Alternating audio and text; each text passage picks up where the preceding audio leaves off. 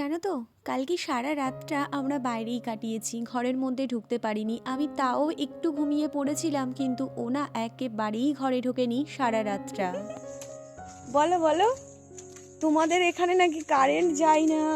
এটা কি হচ্ছে? তোমাদের এখানে নাকি কারেন্ট যায় না, সব সময় কারেন্ট থাকে, লুকাচ্ছ কেন মুখটা?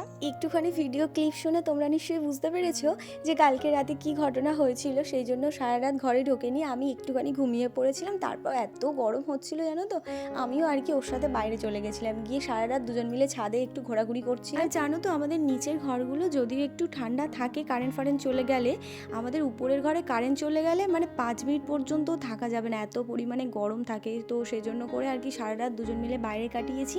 আর সারা রাতটা কাটিয়েছি বাইরে, 4:30 মতো বাজে। তখন ভাবলাম এখন যাই, গিয়ে রান্নাটা করে ফেলি। যদি সকালবেলায় কারেন্ট আসে আর যদি ঘুমিয়ে যায়, তাহলে পরে রান্না আর করতে পারবো না, আর ও খাবার নিয়ে যাবে না। কালকে আমাদের সাথে যে কি ঘটে গেল কি বলবো তোমাদেরকে। সারা রাতটা ঘুম নেই, আর এক রাত না ঘুমালে মনে হয় যেন 7 রাত ঘুমায়নি, এরকম একটা ব্যাপার।